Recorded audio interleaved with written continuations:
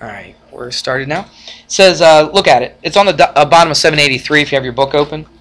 It says a circular pizza has a diameter of 12 inches. Thank you. So it has a diameter of 12 inches. Watch what I'm going to do. I'm going to write that down. Diameter is 12 inches. Now look, if I'm dealing with area, am I going to use diameter? No. Probably not. I mean, indirectly I am, but what am I going to use? The radius, which is 6 inches. So right off the bat, without even reading any further, I'm going to write down what the radius is. And it says it's cut into 8 congruent slices. So I've, let's put a little slice right here. I'm not going to do all 8 of them. So it'd be about right here. I'll just kind of eyeball it. Oops. Probably about right there. Okay, and I can get actually 8 slices out of that. All right, so there's one all the way around. So what I want to do is I just want to find the area, and let's see what they said. Yeah, what's the area of one slice? That's all we want to find. So we know how to find the area of the whole thing. By the way, we'll just stick the 6 inches right there. We know how to find the area of the whole thing, but we're just finding a portion, a part, a fraction, right, of the whole thing. Does that sound familiar at all? Yeah, remember we did that stuff with what? Not with area, but with circumference, with the arc length. Remember we found just the length of the arc around 30 degrees or 27 degrees or 128 degrees or whatever it was. Remember that? We're going to do basically the same thing, except we're not doing it with circumference this time, we're doing it with area. So you should have that already in the back of your mind. Oh yeah, I remember how he broke that up, because what do? Like if I wanted to find the circumference or the arc length around a circle with a certain radius of like 74 degrees. What did we do with that 74 degrees? Do you remember, Connor? Exactly right. You took 74 divided by 360 because it's a part of the whole circle. It's 74 degrees out of what? The whole entire thing. What's the whole thing? It's 360. Okay. Now this one they didn't give you an angle. Sometimes they will. This time they didn't. But we have to figure out what that angle actually is. And in fact, to tell you the truth, you don't even need to find out that whole thing. If it's this is one slice out of how many altogether? Out of 8. So really, what's our fraction going to be? It's just going to be 1/8. So in this case, you didn't even have to find that angle, did you? This thing right here, this slice right here, is going to be 1/8 of the whole entire pizza. So 1/8 of what? The whole entire area. So what am I going to put right next to that 1/8? Now, because we already took care of the fraction of it, so we don't have to do the 360 thing now. So it's pi r squared. And now we just plug the stuff in. If you wanted to make it a little easier for yourself, you could just put that over 8 like that, couldn't you? See, instead of putting 1/8, just divide it by 8, that's fine. Just chuck that in your calculator and get what you're going to get. Hopefully that comes out to about 14.14. Alright, is that what you got? Okay, good. Or you could look at it this way. Let's find out how many degrees this is. Well, it's 1/8 of the whole thing. Or, think of this. If this went straight up, that would be how many degrees? 90. How many of those 90s are there in that whole circle? There's 4 of them. But if I split it, what? In half, into 8s, right? Then how many degrees would it be? It'd be 45 degrees. Does that make sense? So basically, you could just take 360 divided by 8, and it comes out to 45. So that's 45 degrees, if you wanted to do it that way. It's a kind of like a little extra step that you don't really need to do, but some people like the degrees a little bit better than the 1/8 thing, I guess. I don't know. So what would you do if you knew that degree? Let's have somebody else. Monica, what is it? 45 what? Over 360, then what? Pi r squared. But look, this comes out to the same thing, doesn't it? What's 45 over 360? It's 1/8, isn't it? All right, so it works out the same exact way. So there's no reason I should get a different answer, so I'll just write it down like that. Does that make any sense? All right.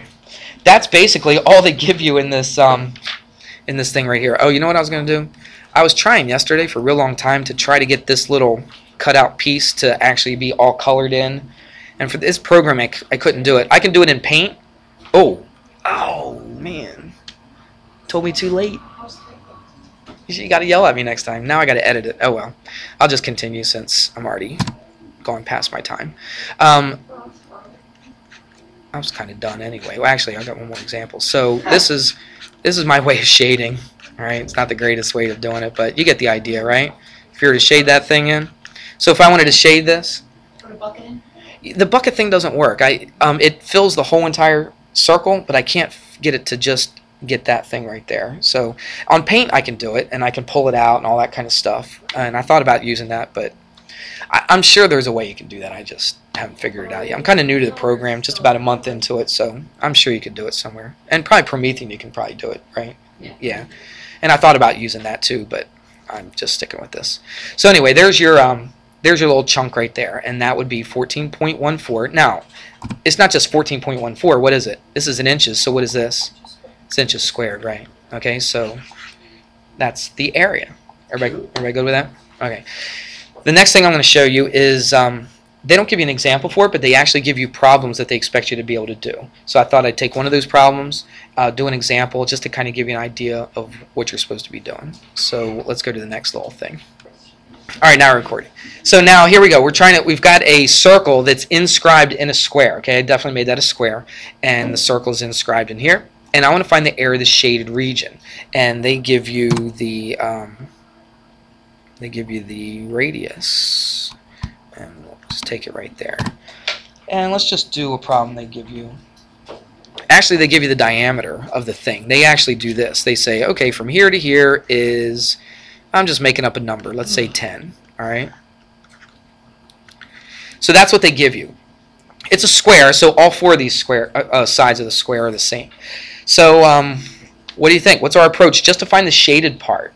So what do you think, Alex? Find the area of the square and subtract the area of the circle. Yeah, absolutely. Find the area of the square. Okay, then find the area of the circle. Subtract them, and then that'll be what's left over. So you're not finding it directly, are you? You're kind of finding it indirectly. So let's find the area of the square. All right, so that's pretty easy. Area of a square, that's just base times height or length times width, however you want to do it. So what is it? It's 10 times 10. I'm just showing all the work here. So what's the area of the square? It's 100. Whatever, inches. Let's say it's in inches. So it's inches squared. Okay?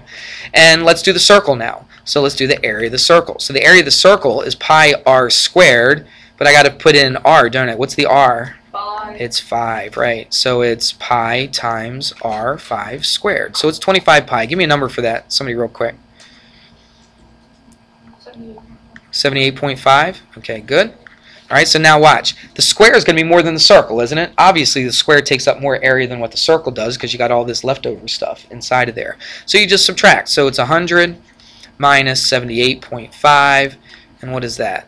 21.5, is that right? So 21.5. I don't know, I put a line there. And if it's in inches, what are we finding? We're finding the Inches squared. area, so it's inches squared. So what is that 21.5? It's all four of these shaded regions all together, right? It's a difference between the square and the circle. So that's not too hard, is it?